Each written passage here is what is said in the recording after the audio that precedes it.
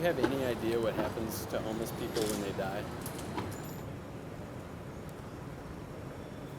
I have no idea. I mean, good question. Way to take it back there. I'm assuming there's somewhere where people are interned, but I really don't know. I never really thought about it, honestly.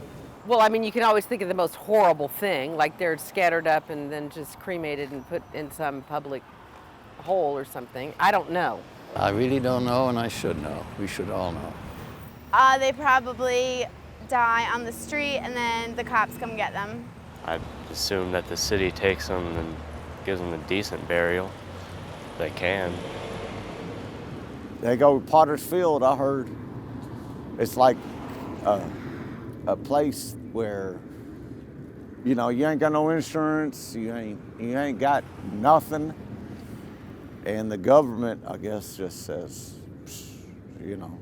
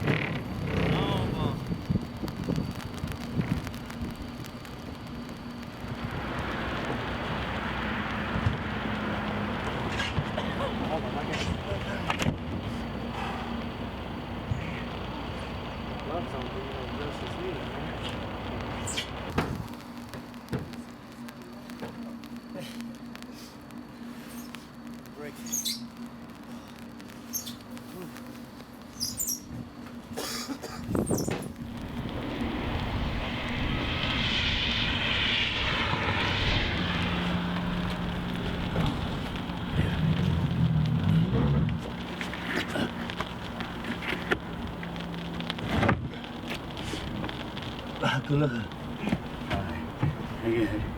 Hij gaat niet meer.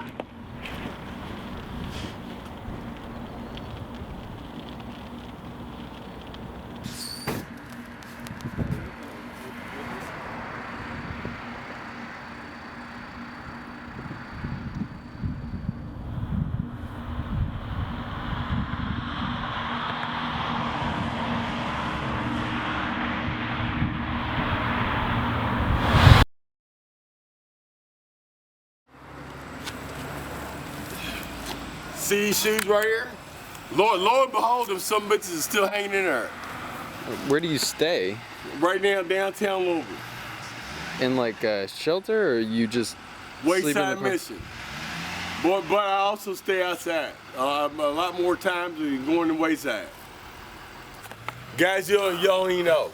A lot of like homeless veterans, once you go like into any of those shelters, and God bless them for their intentions, but they're not great places to even stay in. So therefore you elect to stay outside. What sort of, do you know what led you to where you are today? My mom and dad both passed away after my second tour in Iraq. I was a staff sergeant in the United States Army. And how did you go from sergeant, like to being a homeless veteran, homeless guy. Right, your parents passed away. Right, within like 1 year of each other, that's what would happen. I mean, a very nasty situation. I would like to think that a lot of persons that went through what I went through, maybe they couldn't have handled it as better as I don't know. Like, all I know is I'm still surviving. War is hell. Life is hell for me right now. What's your name, sir? Edward. Nice to meet you, sir. Nice to meet you too.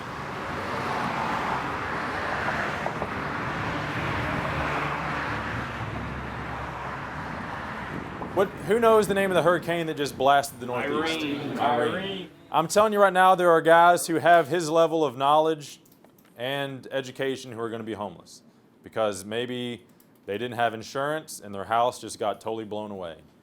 And now they got nothing. I mean, what do you do if you have a house and then it's not there anymore? You don't know somebody's story. Somebody could be on the street. You don't know what they've been through or why they're even there. So not a good time to judge. Okay. Make sure you work on that paper outline. We'll talk on it. We'll talk about it next week, or tomorrow, I mean. Good job. Everybody gets an A today.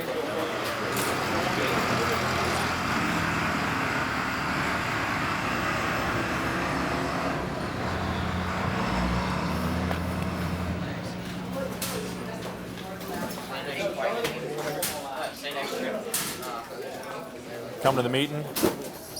Cool. Hello. Man, look at all these people, huh?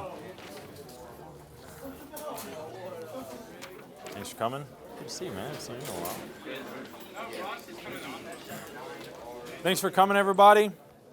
This is a packed house. It's really, I'm not gonna lie, it's really great to see this many folks here.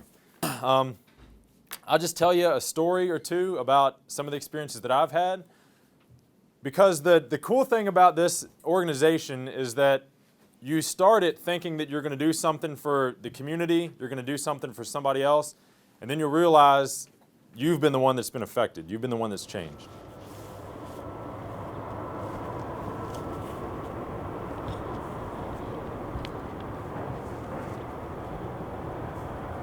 We have a few John Does out here, so we're thinking just because he's Hispanic, let's at least try to get the closest we can get from, instead of making John Doe, since obviously it wouldn't be John Doe, so that was what we named him.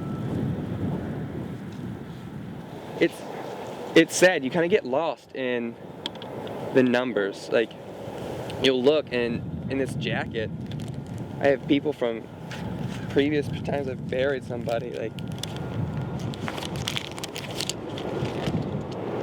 William Billy Sanders, died in 2009. It could be anywhere. I have no clue. And why do you can you explain keeping the programs in your jacket? I think the reason I keep them in the jacket is because a lot of times you don't, I don't know why I keep them in the jacket actually. All the burials take place during the school day, usually at 10 or at noon. So what will happen is, for instance, there was one just this past week. I found out on Tuesday that there was going to be a burial on Thursday. So what I did, I think it's still up here, there had already been a few people who had signed up. So what I do is I just go down the list and I see who's next on the list.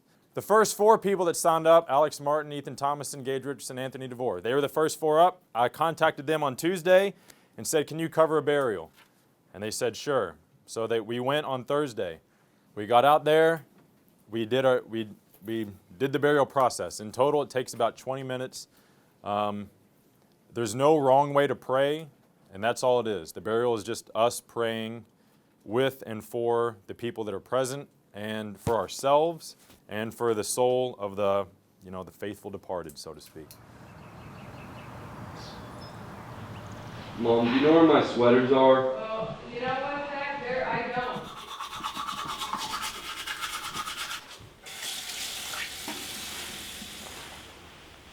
My name is Zach Eddy. I'm a senior at Trinity High School, which is it's an all-guys high school in Louisville, Kentucky. Because I haven't had much experience with death or anything like tragic, it's interesting that I joined the society because it's about burying homeless people.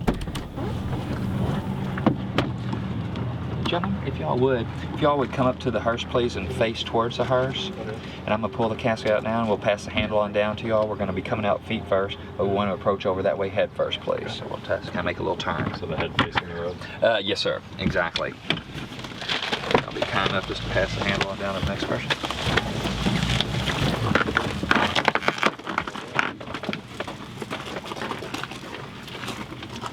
I always think, the funerals like you'll see on movies or something, there are always tons of people. There was no one except for us. It just eerie that this man has no one.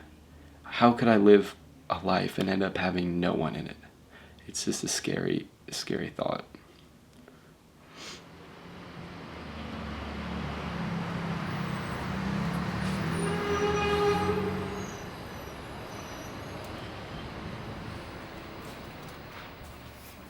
I can tell you that probably 75–80% of the time, if I do find family, they say, I haven't seen my brother or my cousin or my dad in 15 years. You're going to have to take care of them. And then I'll say, well, do you want to help take care of them? Do you want to be a part of it? And more often than not, if they've been estranged for some length of time, they're like, no, you take care of it. And then I let them know. I said, well, look, I'm going to bury your brother or your dad. And if you can't be there, I'd at least like to send you a copy of the burial service. And then if you ever come to Louisville and you want to go see your brother or your dad or your son's grave, I'll take you and show you where it's at. So they're left for us to take care of.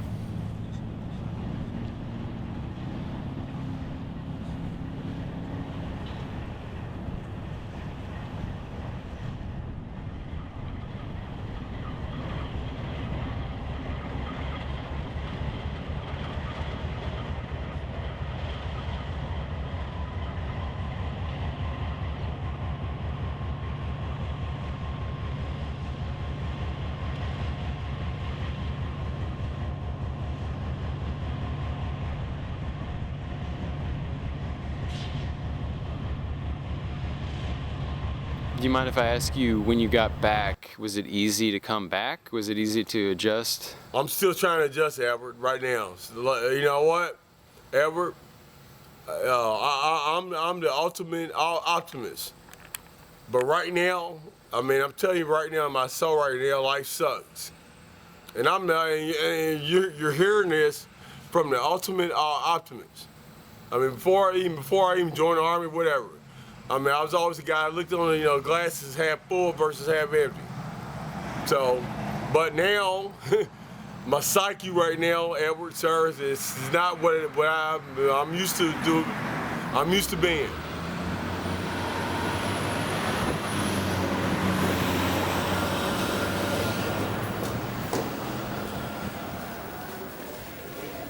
We are starting a new club, a new organization here, and we had become familiar with it because of some of the boys' schools, I guess, that had started it. That's what I heard. Let me go ahead. Okay. So I'll introduce you to the daughter.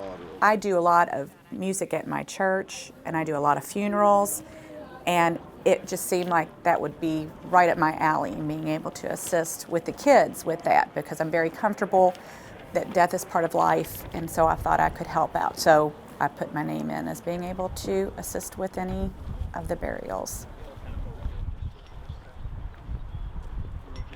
It was really interesting. We had a lot of questions that couldn't be answered. We knew where they were from, we knew how old they were, and we knew their name. But other than that, we didn't know where they went to school, what they did with their life. So, I don't know, it was very hard to be there for somebody that you didn't know, but you felt like you needed to be there. At some point in their life, they had a family and they had friends or they had people who knew them. So, and in some regard, I still think that they deserve a proper burial and dignity in that.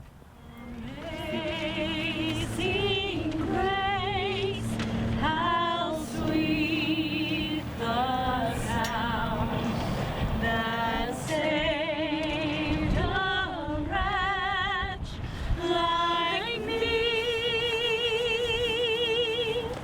I once was lost, but now I am found.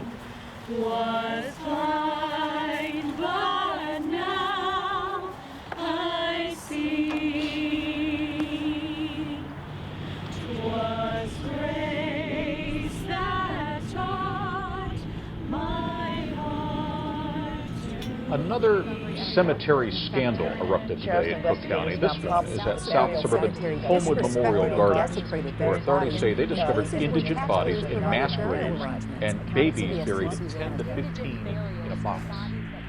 When we came across the issue of indigent burials, it was something that I was not sure what to expect. But as we started to uncover what was going on there, from a law enforcement standpoint, we were disturbed. From a human standpoint, we were absolutely appalled. We've been informed that there are people that are buried 8 deep out there. There is no rhyme or reason, there's no grid system, there's no nothing out there. You couldn't find people if you wanted to find them. This is not crazy talk, folks, and this is not something where we're going to break the bank.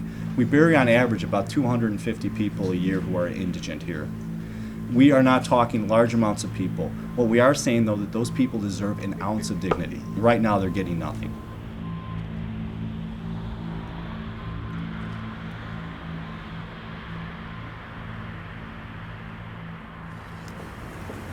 Do you think that funerals are for the living or for the dead?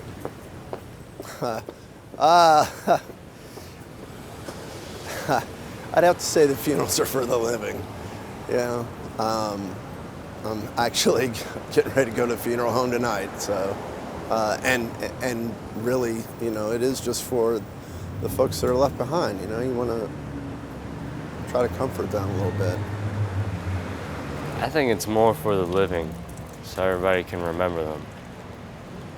For the living, definitely, because it's like closure or any kind of closure.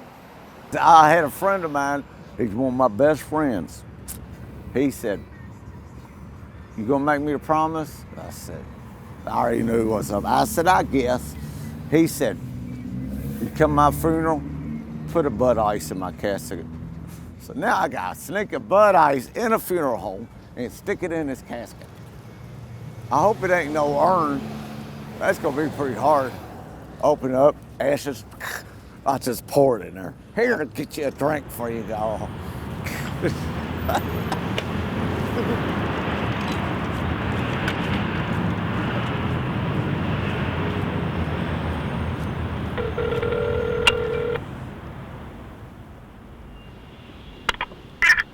Funeral Home, Jeffersontown. This is Rachel.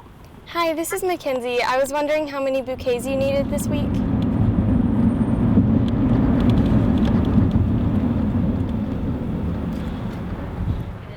Hi. I'm back again.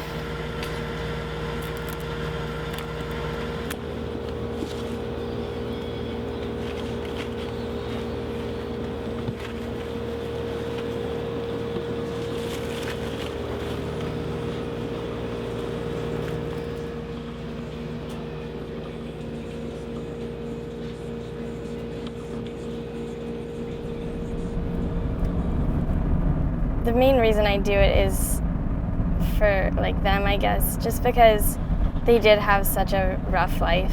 You know, like they died poor and they couldn't even afford a funeral. So I just kind of want to like give them one last thing, you know, even if it's just a bouquet of flowers. I feel like they deserve it. Hi. Thanks, Mackenzie. Thanks. Yeah. You have a really good voice. You have a very nice, resonant. I had to. You used to sing, didn't you? No, but it's called rise and reflection. Rise your voice and inflection. When you have to get folks' attention there, Everett, rise and inflection. Watch this. Hurry up, up, up, up, up, 3, 4, left, roll your left. Hurry up! Rise and inflection. I'm Staff Sergeant, United States Army.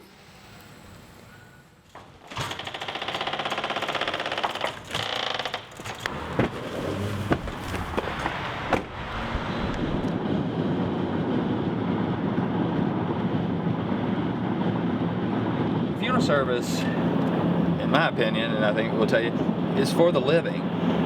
That closure, those stories, the visitation, the funeral service itself, it is just a very important part of the healing process. I've heard it said that, show me the way that a society cares for their dead, and I'll show you with mathematical accuracy the way they care for their living.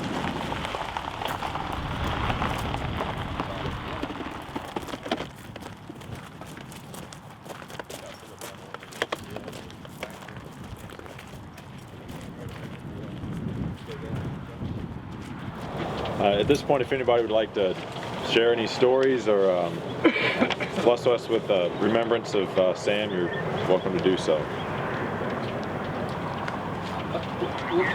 Most of us in Middletown knew Sam pretty well, and we got to know him real well the last probably 8-10 years of his life. He was an interesting individual. Somewhere around 90, 91, he moved into he just moved into our building, into the cellar part of it, and we weren't even aware when he came in.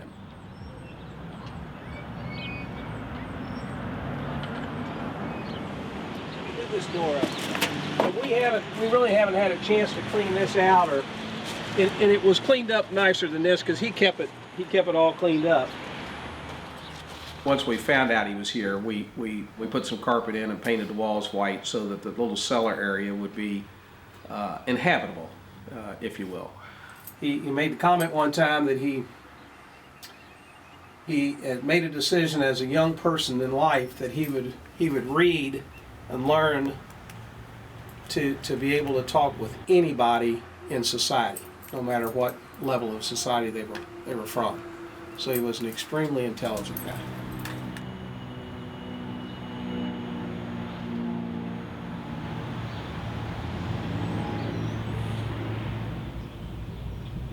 But he got ill. We thought Sam was going to die. And I think they thought at the hospital he would. But he came back. I told him he could no longer live in the basement, and we made a little apartment for him in the back of the building. That was part of the stipulation. If he came back, he had to move upstairs. He didn't want to. This is where he resided for the last probably 5 years of his life. This was his little apartment. And we've cleaned it up. I mean, it's nothing like it was. He had a bed right in here, and he kept all these. He had a chest of drawers, different things in here. He never totally opened up to tell us why he chose the life he did, but he chose his way of life, and he said that I chose this. He read constantly. He would not listen to the radio, and he wouldn't watch television. He liked the National Geographics. You can see a pile of those over there. Kept them. What do you think you're going to do with all of his books? We're not sure. We're going to contact Wayside and Salvation Army and see if either one of their living quarters has a library. Maybe donate those to the library. If not, we'll see if there's some place that will take them. He had things that probably we looked at as not worth a whole lot, but to him it was everything he had. So.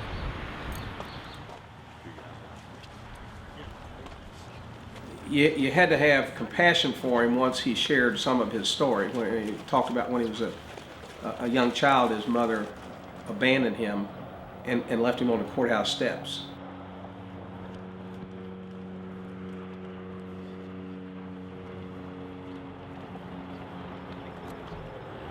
We would have had some sort of service, but it was great what they did, and the young men that were there and the respect they showed him. It was very, very meaningful.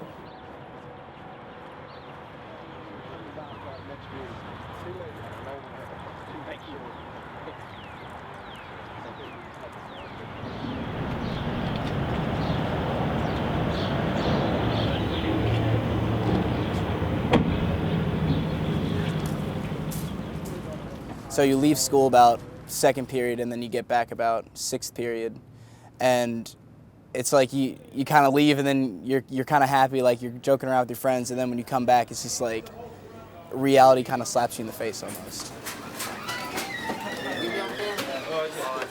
Oh, you got us a 5. That sucks. I bring the teacher's perspective to this. And so I think, what does it mean to teach? What does it mean to educate? And I think our current model of education is rapidly being outdated. We spend too much time in the classroom. We spend too much time studying when we should be living and experiencing. This is an important way to put the screens down and put the phones away and just hold a person and lower them into the ground, and that they are strangers, and to say, well, we don't need to be best friends in order for me to care about you. You know, it doesn't need to have some sort of wonderfully productive outcome or end in order for it to be a good thing to do. If it matters to you, if it changes you, then that's good enough.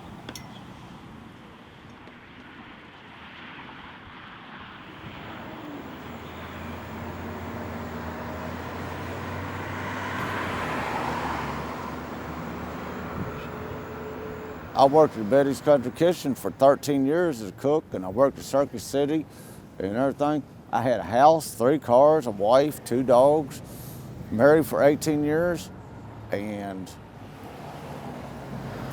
went down tubes.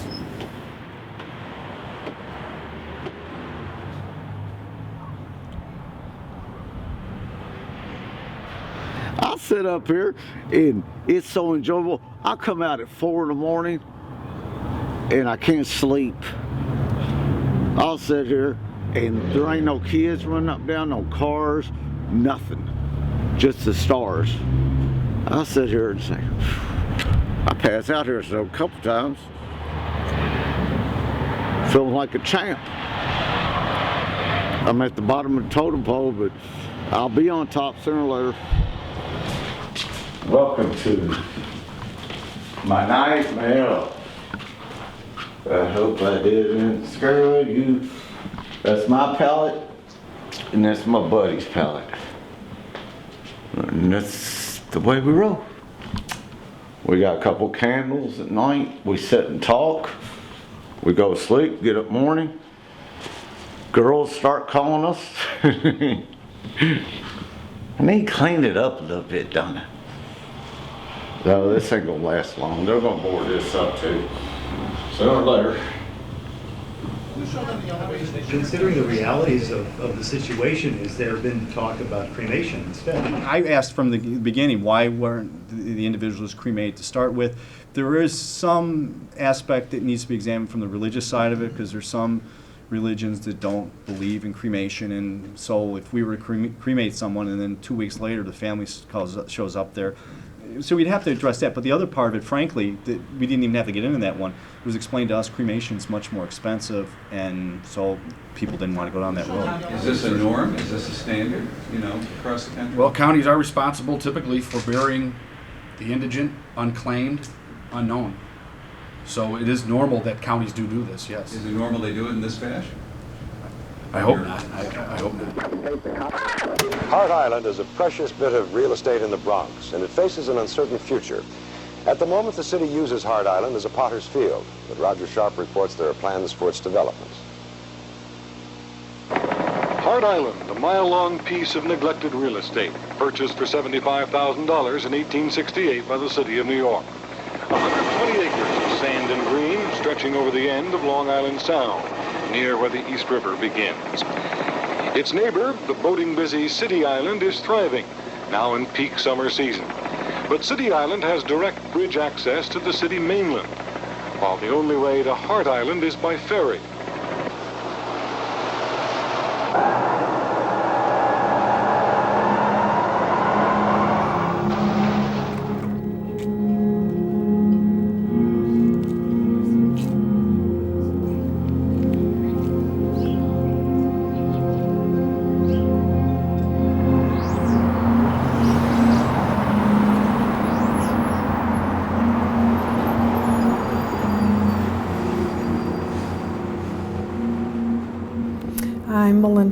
I'm the director of the Hart Island Project, which is a nonprofit organization which advocates on behalf of families and their right to visit the graves on Hart Island. Hart Island is New York City's Potter's Field, and it's sometimes called City Cemetery, and it's the public burial facility for people whose relatives either can't afford a traditional private burial or a cremation.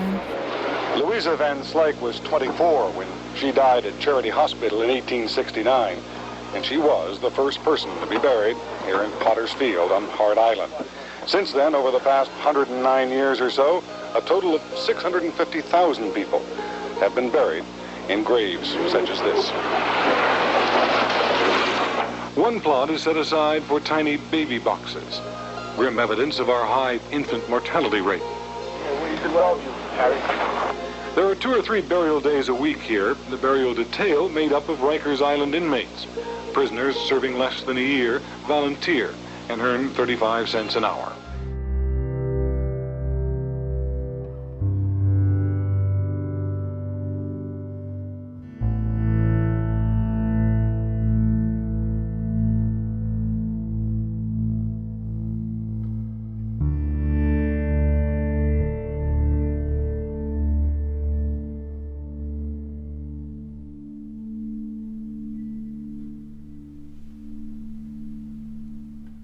There's 150 to 165 adults per trench and 1,000 babies per trench.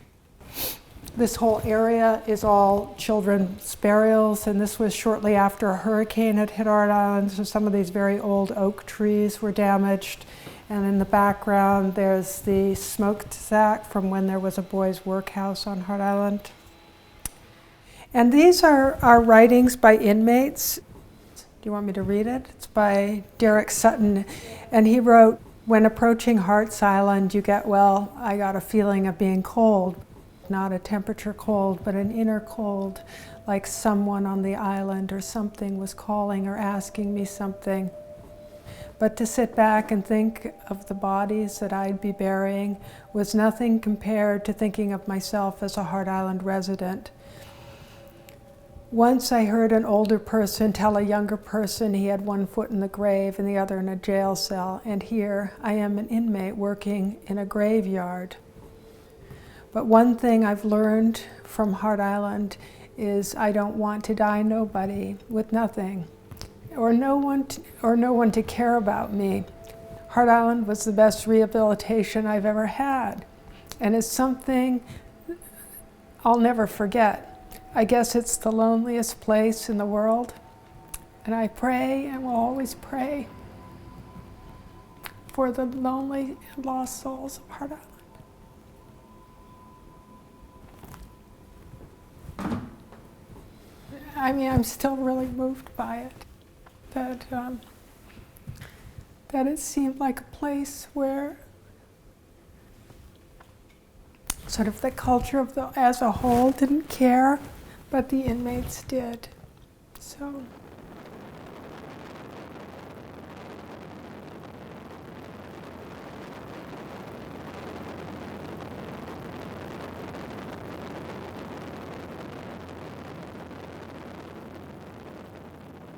If you were to die today, yeah, do you think anyone would come to your funeral? Oh yeah, I do.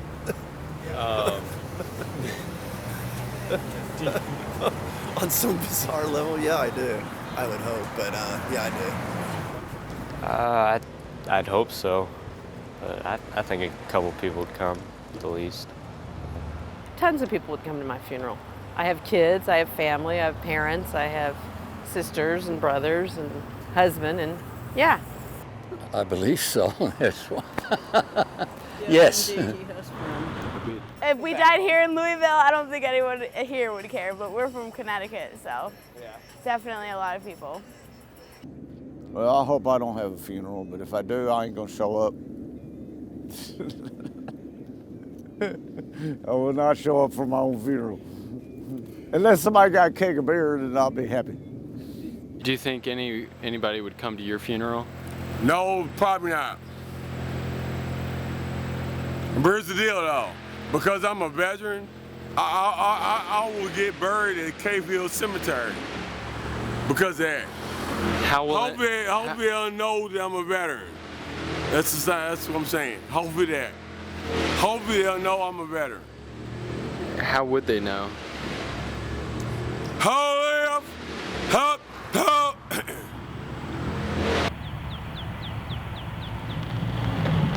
What number we got?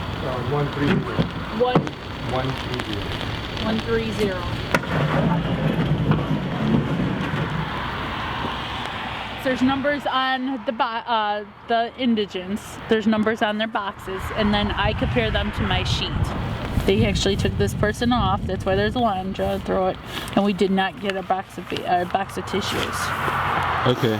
What's a box of tissues? A box of tissues is either bones or body parts mixed in with babies. Okay. Okay, or it could just be strictly babies. It depends on what they put in there. Individuals who go into hospitals who have problems with the delivery of a child, if baby's stillborn or dies a short time after birth, they're given forms where they're allowed to have their baby signed over for the baby to be disposed of in what we believe, and in the form that makes it look as if it's a proper way. This could not be more appalling if you wanted it to be. Babies are buried 10, 15 to a box. They're buried in there with animal remains. They're buried in there with arms and legs from bodies and parts that they found during the course of the year. It is not anything that our county or society should ever sit there and say is acceptable.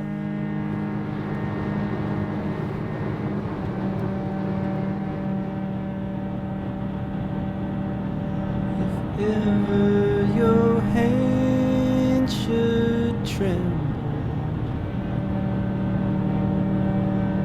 and reach for my battered knee,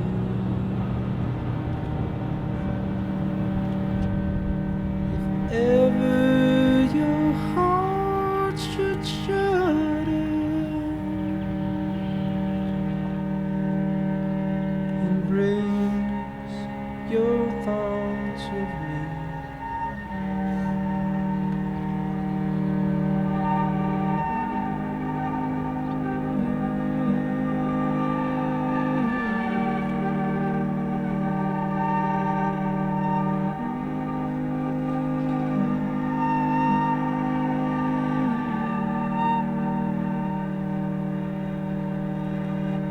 if ever your memory should warm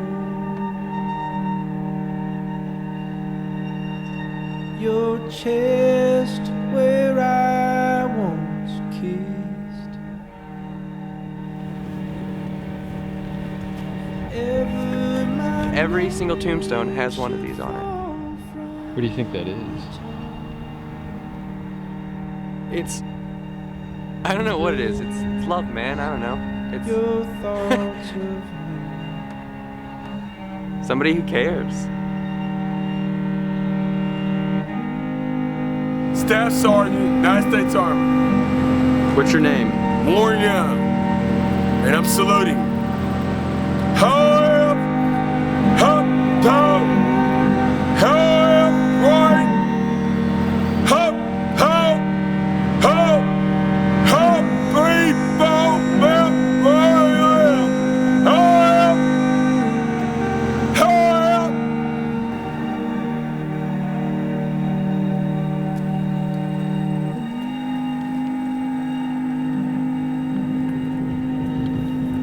I think a lot of people that do this really do it. I really do believe this. They're doing it for just out of love and compassion. People aren't doing it for any sort of attention-seeking reasons. I mean, no attention has ever been given to it. But the reality is, this is a story that really needs to be told. If people hear about this and get more involved in burying homeless people or just thinking about it, then they're obviously more likely to think about and get involved with people who are homeless while they're alive. And maybe this can be another piece to the puzzle of creating a little bit more compassionate world.